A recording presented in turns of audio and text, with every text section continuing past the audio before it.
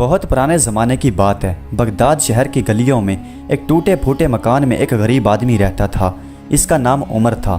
عمر کے پاس دولت کے نام پر چٹائی کا پھٹا پرانا ایک ٹکڑا تھا اور اس کے پریوار میں اس کی ایک نیک بیوی زہرا اور 2 چھوٹے بچے قاسم اور زینب تھے۔ رمضان کا مہینہ شروع ہونے والا تھا اور آسمان پر باریک سا چاند اپنے آنے کی دستک دے رہا تھا، جسے دیکھ کر عمر کی آنکھوں میں آنسو آ گئے، کیونکہ عمر کے گھر میں سحری کے لیے کھانے کے لیے کچھ نہیں تھا۔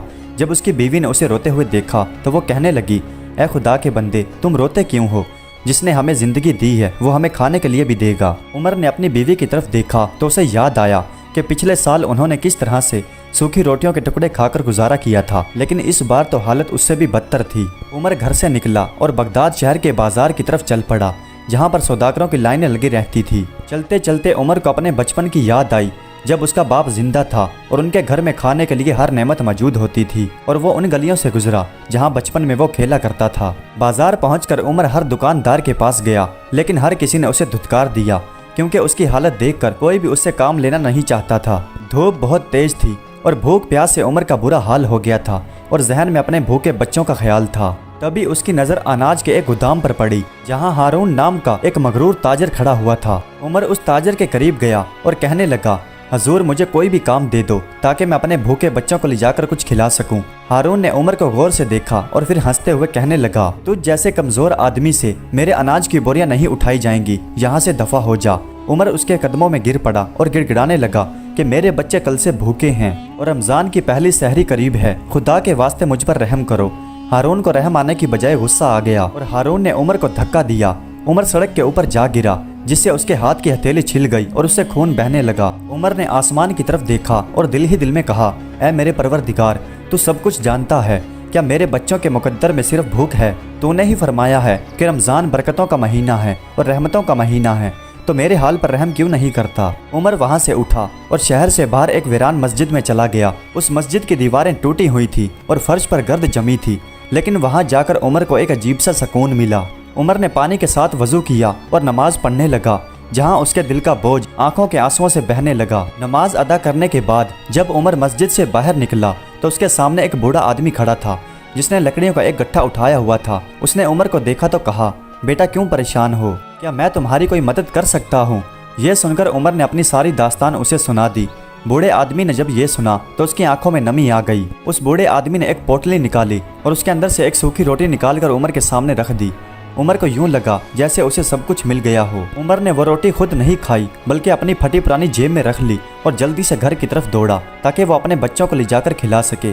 لیکن جیسے ہی وہ گھر کے قریب گیا تو اسے بچوں کے رونے کی آواز آئی۔ عمر نے جب اپنے بچوں کی آواز سنی تو اس کے پیروں تلے سے زمین نکل گئی اور اس کا دل کانپ اٹھا، کیونکہ اس کا بیٹا قاسم اپنی ماں سے پوچھ رہا تھا کہ اماں کیا آج بھی ہم پانی پی کر سو جائیں گے؟ اس کی بیوی کہنے لگی، نہیں بیٹا، آج تم صبر کرو، تمہارا ابو بہت سارا کھانا لے کر آئے گا۔ عمر نے روٹی کو نکالا اور اسے دیکھ کر رونے لگا اور وہ سوچنے لگا کہ اب میں کہاں جاؤں۔ پھر اچانک اسے یاد آیا کہ قریبی جنگل میں ایک ویران کنواں ہے اور کہا جاتا ہے کہ جو بھی وہاں پر جا کر عبادت کرتا ہے اس کی دعا قبول ہوتی ہے۔ عمر گھر جانے کی بجائے اسی جنگل کی طرف چل دیا جو اس کے قریبی واقعہ تھا۔ جیسے ہی وہ جنگل میں پہنچا تو اس نے دیکھا کہ پانی کے کنویں کے قریب ایک مسافر بیٹھا ہے۔ اس کے قریب پانی کا ایک مٹکا ہے اور بہت سارے کھجور رکھے ہیں۔ اس اجنبی مسافر نے جب عمر کو دیکھا تو وہ مسکرا کر کہنے لگا، آؤ عمر، میں تمہارا ہی انتظار کر رہا تھا۔ عمر نے یہ سنا تو وہ کانپ کر رہ گیا۔ وہ سوچنے لگا کہ یہ اجنبی آدمی میرا نام کیسے جانتا ہے۔ وہ مسافر آدمی کہنے لگا کہ گھبراؤ نہیں، میں صرف ایک مسافر ہوں اور راستہ بھٹک گیا ہوں۔ پھر عمر نے اپنی پریشانی اسے بتائی تو اس آدمی نے کہا، تم یہ کھجور اور یہ پانی لے جاؤ اور اپنے بچوں کو کھلاؤ۔ عمر نے جب یہ سنا تو وہ خوش ہو گیا۔ اس نے شکریہ ادا کیا اور کھجور اور پانی لے کر وہ جلدی سے گھر پہنچ گیا۔ جب زہرا نے اپنے شوہر کو دیکھا تو وہ خوش ہو گئی اور بچے بھی بہت خوش ہوئے۔ پھر عمر کی بیوی نے دسترخوان بچھایا اور سب نے اسی کے اوپر بیٹھ کر روزہ افطار کیا، اور پھر اچانک دروازے پر زور سے دستک ہوئی جس نے سب کو ڈرا دیا۔ عمر نے جب ڈرتے ڈرتے دروازہ کھولا تو سامنے تاجر ہارون کھڑا تھا، جس کے چہرے پر غصہ نہیں بلکہ خوف تھا۔ ہارون نے جب عمر کو دیکھا تو وہ رونے لگا اور اس کے قدموں میں گر کر معافی مانگنے لگا اور بولا، مجھے معاف کر دو، جس دن سے میں نے تمہیں دھکا دیا ہے اس دن سے میرے پاس مصیبتیں ہی مصیبتیں آ رہی ہیں، میرے گودام میں آگ لگ گئی۔ عمر نے ہارون کو اندر بلایا اور اسے ٹھنڈا پانی پلایا۔ ہارون کو کچھ تسلی ہوئی اور اس نے وعدہ کیا कि वो कभी किसी गरीब का हक नहीं मारेगा। रात गहराने लगी थी। उमर घर की छत पर गया। उसने चांद को देखा तो चांद और भी ज्यादा चमकदार था। उसने ये महसूस किया कि अल्लाह की रहमत बहुत बड़ी है। वो अपने बंदों को कभी अकेला नहीं छोड़ता, चाहे मुश्किल कितनी भी बड़ी हो। फिर उमर ने तहज्जुद की नमाज अदा की और रोते हुए उसने दुआ की कि या अल्लाह, मेरे बच्चों के मुकद्दर बेहतर करना। अब घर में सहरी की तैयारियां की जा रही थी और उमर के घर में बहुत सारा खाने का सामान था जो हारून ने अपनी गलती के कफारे के लिए भेजा था। लेकिन उमर के दिल में अभी भी वो मुसाफिर आदमी घूम रहा था जिसने उसे जंगल में खजूरें दी थी। अगले दिन उमर फिर उसी जंगल में उसी तरफ गया। उमर ने जब वहां जाकर देखा तो वहां कोई भी नहीं था, सिर्फ सुनसान वीरान कुआं पड़ा था और चारों तरफ एक अजीब सी खुशबू थी। उमर की रूह कांप कर रह गई क्योंकि वह समझ गया कि यह अल्लाह की तरफ से भेजी गई रहमत थी जिसने उसकी लाज रख ली। उमर ने घर आकर सब अपनी बीवी ज़हरा को बताया, जिसे सुनकर वो भी सजदे में गिर गई और दोनों ने खुदा का शुक्र अदा किया। लेकिन हारून पर असल मुसीबत उस वक्त आई जब काजी ने उसे बुलाया और कहा कि उसके ऊपर चोरी का इल्जाम है। और काजी ने कहा कि हारून के गोदाम से कुछ कीमती जेवरात गायब हैं और लोगों ने उमर को वहां पर देखा था। उमर की रूह कांप गई, पैरों तले से जमीन खिसक गई क्योंकि उसने कभी जिंदगी में चोरी का नहीं सोचा था। उमर को शहर के बड़े चौराहे पर लाया गया जहां पर एक भीड़ जमा थी और सब उस पर थूक रहे थे और वो आसमान की तरफ देख रहा था जैसे खुदा से कह रहा हो क्या यही मेरी आजमाइश का सिला है। तभी भीड़ में से वो बूढ़ा आदमी निकल कर आया जिसने यूसुफ को सूखी रोटी दी थी। उसने काजी के सामने एक थैली रख दी और कहा, ये जेवर हारून के नहीं हैं बल्कि उस मुसाफिर के हैं जिसने जंगल में उमर को खजूरें दी थी। काजी हैरान रह गया। जब थैली को खोला गया तो उसके अंदर से ऐसी रोशनी निकली कि सबकी आंखें चुनिहा गई। यह सुनकर हारून ताजर भी सामने आया और उसने तस्लीम किया कि उसने जानबूझकर उमर को फंसाने की कोशिश की थी ताकि वो अपने नुकसान को पूरा कर सके। पूरे मजमे में सन्नाटा तारी हो गया। फिर काजी ने हुक्म दिया कि बाइज्जत उमर को रिहा कर दिया जाए। उमर जब घर आया तो उसने फैसला किया कि आज के बाद वो अपनी सारी जिंदगी अल्लाह की राह में गुजारेगा। उसकी बीवी ज़हरा ने जब उसे देखा तो कहा कि मुझे यकीन हो गया कि रमज़ान की बरकत और रहमत सिर्फ खाने में नहीं बल्कि हक में भी है। रात को जब सब सो गए तो उमर उसी वीरान मस्जिद में गया। उसे वहाँ पर एक पुरानी सूफियाना किताब मिली। उसने जब किताब को खोला तो उसे यूं लगा जैसे सदियों का बोझ उसके कंधों पर आ गया। जब उमर ने किताब का पहला सफ़ा खोला तो उसे एक ऐसे चिराग का पता मिला जिसे सुलेमानी दौर का कहा गया था और उसके बारे में लिखा गया था कि वो सिर्फ उसी को मिलता है जिसका दिल शीशे की तरह साफ हो। अभी उमर इसी कशमकश में था कि उसे मस्जिद के सहन में किसी की चलने की आहट सुनाई दी। जब उमर ने मस्जिद के सहन में देखा तो वो हैरान रह गया क्योंकि वहाँ पर एक सफ़ेद रंग का खूबसूरत ऊँट खड़ा था जिसके गले में सोने की जंजीर थी। ऊँट आम ऊँटों की तरह नहीं लग रहा था। उमर डर गया और पीछे हटने लगा, लेकिन उसका पैर एक पत्थर से टकराया और उमर जमीन पर गिर गया। लेकिन वो सफ़ेद ऊँट उमर के करीब आया और अदब से सर झुका दिया। उमर का डर कुछ दूर हुआ। उस ऊँट ने उमर के हाथ पर लगे जख्म को जैसे ही चाटा तो वो जख्म ठीक हो गया। वो जख्म जो हारून के धक्का देने से हाथ पर लगा था। यह करिश्मा देखकर उमर हैरान रह गया। फिर अचानक वो ऊँट उठा और मस्जिद के पिछले दरवाजे की तरफ चलने लगा जैसे वो उमर को अपने पीछे चलने के लिए कह रहा हो। उमर भी बिना सोचे समझे उसके पीछे चलने लगा। लेकिन वो ऊँट शहर से बाहर एक ऐसी आबादी की तरफ उमर को ले गया जहाँ सिर्फ ऊंचे ऊंचे पहाड़ और दूर बड़े बड़े दरख्त थे। ऊँट चलते चलते एक बड़ी सी चट्टान के सामने खड़ा हो गया जहाँ पर एक गुफा थी। फिर ऊँट ने अपने पैर से जमीन को खुरचा तो वहाँ से पीतल का एक संदूक निकला। उमर ने जब उस पुराने संदूक को खोला तो उसके अंदर से कोई खजाना नहीं बल्कि एक फटा पुराना लिबास और एक लकड़ी का प्याला निकला। उमर ने जब लकड़ी के प्याले को छुआ तो वो पानी से भर गया। उमर ने वो पानी पिया तो उसे यूं महसूस हुआ जैसे कोई बिजली उसके पूरे जिस्म में दौड़ गई। उसके जिस्म से सारी थकावट और परेशानी दूर हो गई। वो ऊँट भी वहाँ से गायब हो चुका था। उमर ने वो लिबास उठाया और वो लकड़ी का प्याला लिया और वो जल्दी से अपने घर की तरफ दौड़ा। लेकिन जब उमर अपने घर के सामने पहुंचा तब वो हैरान रह गया क्योंकि उसकी बीवी और बच्चे परेशान और डरे सहमे घर के बाहर खड़े थे और सिपाही उसके घर का सामान निकालकर घर से बाहर फेंक रहे थे। शहर का नया हाकिम बहुत जालिम था और उसने हुक्म दिया था कि शहर के गरीबों को यहाँ से निकाल दिया जाए ताकि वो उनकी जगह पर एक बड़ा सा महल या किला बना सके। उमर ने जब सिपाही को रोकना चाहा तो सिपाही ने अपनी तलवार निकाल ली। लेकिन जैसे ही सिपाही ने तलवार उमर के करीब की तो वो पिघलकर नीचे गिर पड़ी। सब सिपाही डर के मारे पीछे हटने लगे क्योंकि वो हैरान थे। उन्होंने जिंदगी में ऐसा मौजज़ा नहीं देखा था। उमर की बीवी रोती हुई उमर के करीब आई और कहने लगी, अब हम कहाँ जाएंगे? इस जालिम हाकिम ने हमसे सब कुछ छीन लिया। उमर ने अपनी बीवी को हौसला दिया और कहा, जिसका कोई नहीं होता उसका रब होता है और आज रात हम इसी खुले आसमान के नीचे गुजारेंगे।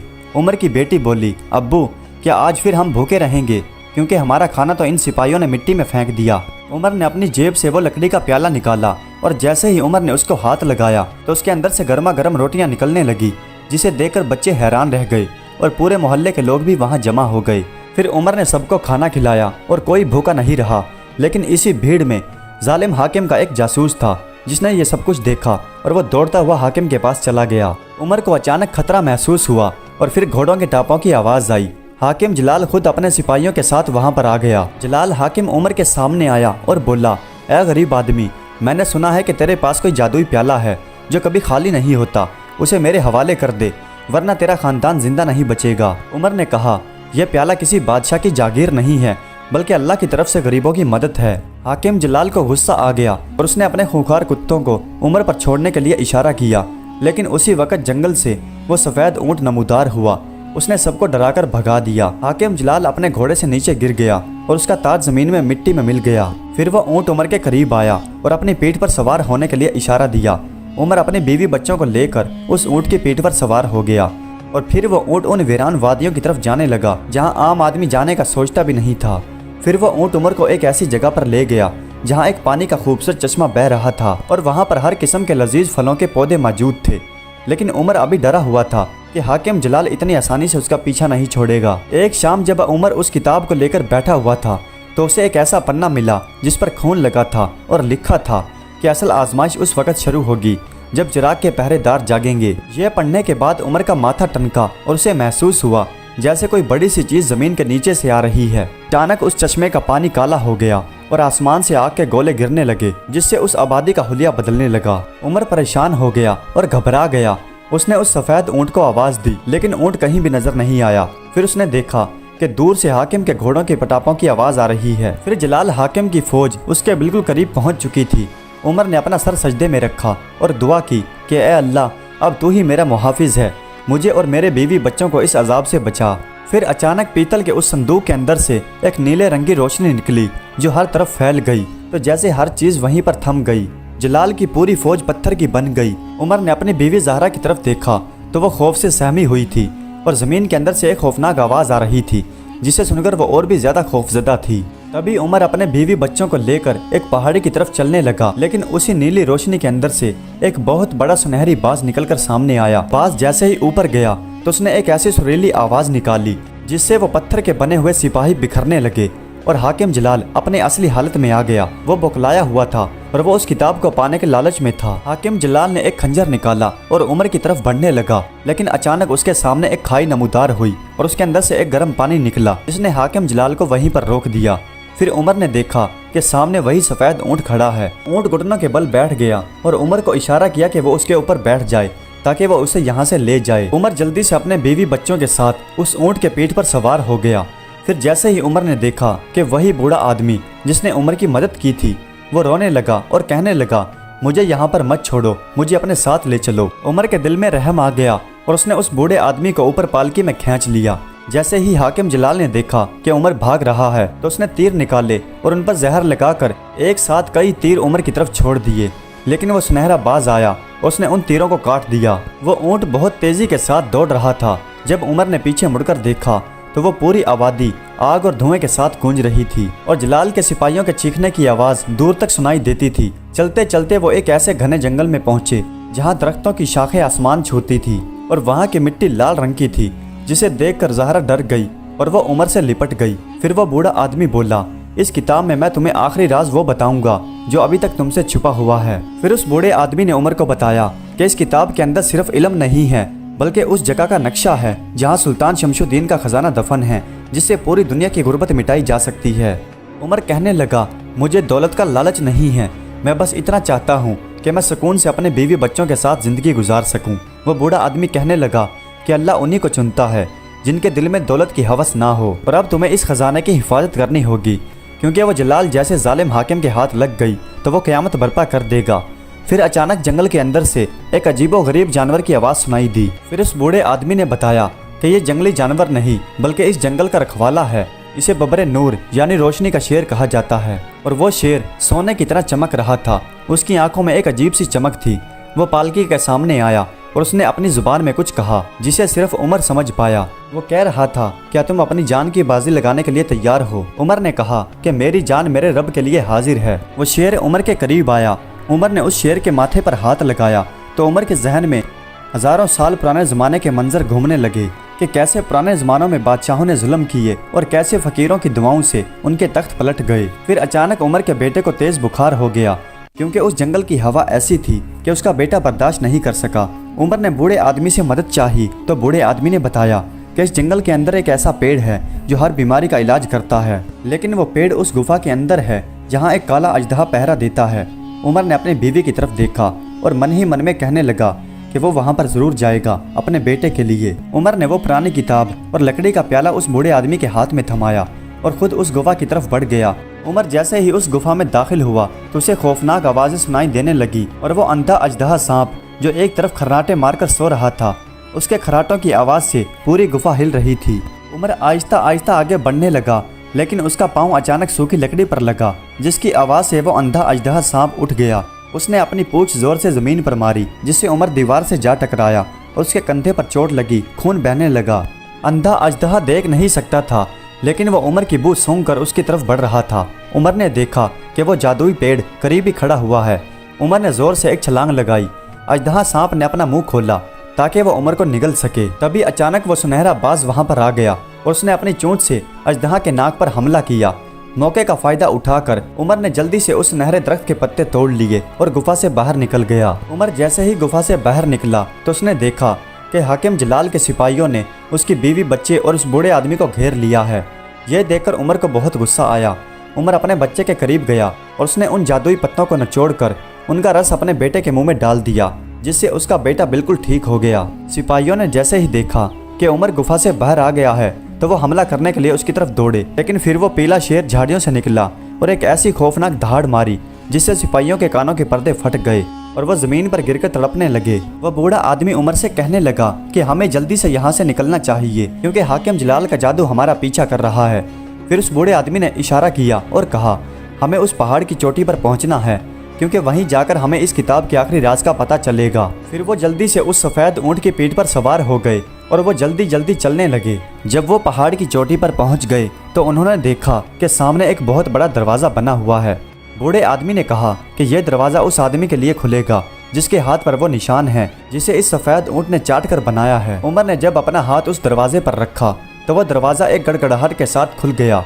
अंदर का मंजर देखकर सब हैरान रह गए क्योंकि सामने एक तख्त के ऊपर वही मुसाफिर आदमी बैठा था जो उमर को जंगल में पानी के कुएं के करीब मिला था। उस आदमी ने उमर को देखा तो कहा, खुश आमदीद ए सब्र करने वाले बंदे, अब तुम्हारी आजमाइश शुरू होती है। उमर ने उस आदमी से पूछा कि ये सब क्या है और मुझे यहाँ क्यों लाया गया है। फिर अचानक जोर से किसी के चिल्लाने की आवाज़ आई। जब उमर ने पीछे मुड़कर देखा तो पीछे हाकिम जलाल अपने काले जादूगर के साथ आ रहा था। उमर ने उस मुसाफिर आदमी की तरफ देखा, लेकिन वो मुसाफिर गायब हो गया और धुएं में बदल गया। अब उमर के सामने सिर्फ मौत थी और वो पुरानी किताब।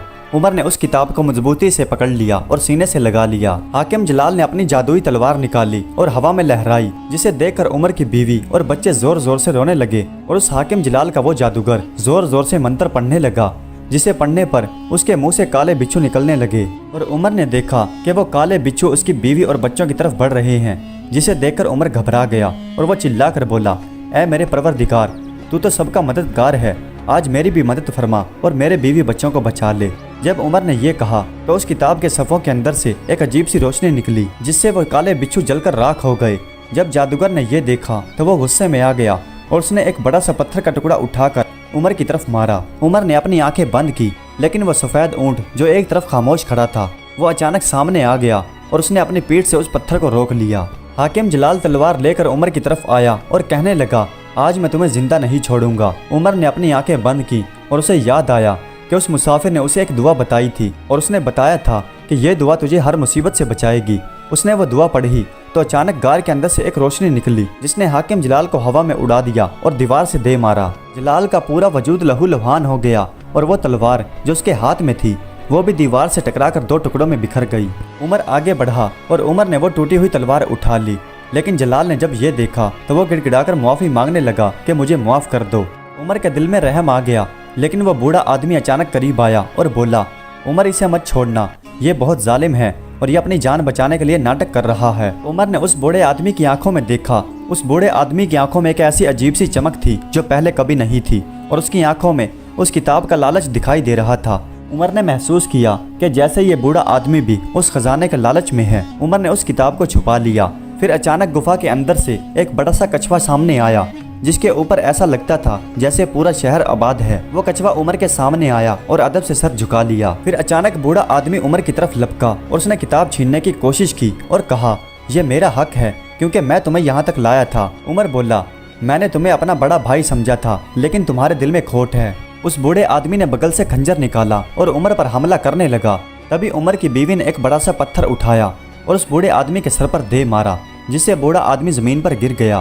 عمر نے دیکھا کہ کچھوے کی پیٹھ پر ایک بڑا سا دروازہ ہے جو شاید اس خزانے تک جانے کا راستہ تھا۔ عمر جلدی سے کچھوے کی پیٹھ پر چڑھ گیا اور اپنے بیوی بچوں کو لے کر اس کے اندر داخل ہونے لگا۔ تبھی کچھوا زمین کے اندر آہستہ آہستہ دھسنے لگا۔ عمر نے دیکھا وہ بوڑھا آدمی اور جلال حاکم اس ٹوٹی ہوئی تلوار کے لیے لڑ رہے تھے اور اوپر سے پتھر ٹوٹ ٹوٹ کر ان کے اوپر گر رہے تھے۔ عمر نے یہ دیکھا تو اسے بہت دکھ ہوا کہ دو انسان کیسے ایک دوسرے کو مار رہے ہیں۔ جیسے ہی وہ کچھوا زمین میں پورا دھس گیا تو وہاں ایک نئی دنیا آباد تھی جہاں ہر طرف ہیرے موتی اور دیواروں پر قیمتی ہیرے جڑے ہوئے تھے۔ یہ وہ جگہ تھی جہاں پہنچنے کے بعد انسان کو بھوک پیاس نہیں لگتی تھی۔ عمر نے وہ لکڑی کا پیالہ نکالا اور اس میں پانی ڈال کر اپنی بیوی کو دیا تاکہ وہ پی سکے، لیکن تبھی اس نے دیکھا کہ اس پیالے کی تہ میں ایک انگوٹھی چمک رہی ہے جو سلیمانی دور کی لگتی تھی۔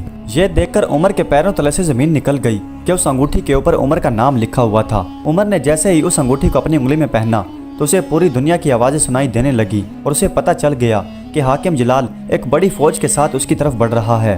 عمر نے سوچا کہ اگر میں یہیں پر چھپا رہا تو وہ لوگ مارے جائیں گے جو بغداد میں میری مدد کے لیے انتظار کر رہے ہیں۔ عمر نے کچھوے سے پھر کہا کہ مجھے واپس اوپر چھوڑ دو کیونکہ میرا فرض مجھے بلا رہا ہے۔ عمر کی بیوی نے عمر کا ہاتھ پکڑ لیا اور بولی، جہاں آپ جائیں گے ہم آپ کے ساتھ رہیں گے کیونکہ ہمارا نصیب ایک دوسرے سے جڑ چکا ہے۔ کچھوا جب دوبارہ اس گفا کے سامنے پہنچا تو وہاں گفا کی بجائے ایک ملبے کا ڈھیر تھا اور وہاں کسی کا بھی نام و نشان نہیں تھا۔ عمر نے دیکھا کہ وہ سفید اونٹ ابھی بھی وہیں پر کھڑا تھا۔ اس نے عمر کو دیکھ کر اپنی گردن جھکا دی۔ عمر نے کتاب کو کھولا اور اس کے اگلے پنے پر پڑھا۔ اس پر لکھا تھا کہ جو اپنے دشمنوں کو معاف کرتا ہے وہی بادشاہ ہوتا ہے۔ عمر نے ہاتھ اٹھا کر دعا کی کہ اے میرے پروردگار، مجھے اتنی ہمت دے کہ میں حاکم کے بیٹے کے دل میں رحم ڈال سکوں۔ اسی دوران عمر کو جنگل کی طرف سے گھوڑوں کے ٹاپوں کی آواز سنائی دی۔ عمر نے جب غور سے دیکھا تو اسے پتہ چلا کہ حاکم جلال کا بیٹا اپنی پوری فوج کے ساتھ غصے میں چلا آ رہا ہے۔ عمر کی بیوی زہرا یہ دیکھ کر گھبرا گئی اور اس نے مضبوطی سے عمر کا ہاتھ پکڑ لیا اور کہنے لگی، اب ہم کہاں جائیں گے کیونکہ موت نے چاروں طرف سے ہمیں گھیر لیا ہے۔ عمر نے اپنے بیوی اور بچوں کو اس سفید اونٹ کے قریب کھڑا کیا اور خود پہاڑ کی چوٹی کے اوپر جا کر کھڑا ہو گیا۔ جیسے ہی حاکم کا بیٹا اپنی فوج کو لے کر اس کے قریب آیا تو عمر ہاتھ اٹھا کر دعا کرنے لگا کہ اے میرے مالک، تو نے ہی مجھے اس سفر پر ڈالا ہے، اب تو ہی میری مدد فرما۔ حاکم کا بیٹا قریب آ کر بولا، اے فقیر آدمی، تو نے میرے باپ کو مارا ہے، میں تیری نسل تک مٹا دوں گا۔ عمر نے نرم لہجے میں جواب دیا کہ زندگی اور موت کا مالک صرف اللہ ہے اور تیرے باپ کو اس کے لالچ نے مارا ہے۔ یہ سن کر حاکم کے بیٹے کو غصہ آیا۔ وہ جیسے ہی حملے کے لیے آگے آیا تو سامنے وہ سنہری باز آ گیا اور اس نے ایسی دھول اڑائی جو حاکم کے بیٹے کے گھوڑے کی آنکھوں میں گر گئی، جس سے گھوڑا اچھلنے لگا اور حاکم کا بیٹا زمین پر جا گرا۔ عمر نے دیکھا کہ حاکم کا بیٹا اب زمین پر پڑا ہے۔ وہ چاہتا تو اس پر وار کر کے اسے ختم کر سکتا تھا لیکن اس کے دل میں رحم تھا۔ عمر چٹان سے نیچے اترا اور حاکم کے بیٹے کے قریب جا کر اس نے اپنا ہاتھ آگے بڑھایا تاکہ اسے کھڑا کر سکے۔ حاکم کے بیٹے نے یہ دیکھا تو وہ حیران ہو کر بولا، تو مجھے مار کیوں نہیں دیتا جبکہ میرے پاس تو تجھے ختم کرنے کا موقع تھا۔ عمر نے جواب دیا کہ میرا مذہب اور میرا رب مجھے معاف کرنا سکھاتے ہیں اور دشمنی کو محبت سے جیتنا ہی اصل بہادری ہے۔ یہ سن کر جلال کے بیٹے کا دل پگھل گیا۔ اس کی آنکھوں سے آنسو بہنے لگے کیونکہ اس نے صرف آج تک ظلم اور نفرت دیکھی تھی۔ اسی وقت حاکم کے بیٹے نے اپنی تلوار عمر کے قدموں میں رکھ دی اور اپنی فوج کو واپس بھیج دیا۔ تبھی وہ سفید اونٹ قریب آیا۔ اس کی پیٹھ پر وہی صندوق رکھا ہوا تھا۔ عمر نے وہ صندوق کھولا تو اس کے اندر سے بہت سے ہیرے جواہرات اور ہیرے موتی نکلے۔ عمر نے اس میں سے ایک اشرفی بھی نہیں لی بلکہ حاکم کے بیٹے سے کہا کہ یہ خزانہ ان غریبوں کا حق ہے جو تیرے باپ نے ان سے مارا تھا اور اب تیرا حق بنتا ہے کہ تو ان غریبوں کا حق ان تک پہنچا دے۔ حاکم کے بیٹے نے وعدہ کیا۔ پھر عمر اپنے بیوی بچوں کو اس اونٹ پر بٹھا کر شہر کی طرف روانہ ہو گیا۔ جب وہ شہر پہنچے تو پورے شہر نے مل کر ان کا استقبال کیا اور خوشیاں منائی جانے لگی کیونکہ ظلم کا خاتمہ ہو چکا تھا۔ پھر وہ سفید اونٹ اور وہ سنہرا باز اس دن کے بعد کسی کو نظر نہیں آئے، جیسے وہ صرف ان کی مدد کے لیے بھیجے گئے تھے۔ آج بھی بغداد کی کہانیوں میں اس غریب آدمی عمر کا قصہ سنایا جاتا ہے کہ کیسے ایک غریب آدمی نے اپنے صبر اور یقین سے پوری سلطنت کو بدل دیا۔ प्यारे दोस्तों, उम्मीद करता हूँ कि आज की ये वीडियो आपको पसंद आई होगी। अगर वीडियो अच्छी लगी हो तो कमेंट्स में अपनी राय का इजहार ज़रूर कीजिएगा। हमारे चैनल को सब्सक्राइब कर दीजिएगा। वीडियो देखने का बहुत बहुत शुक्रिया।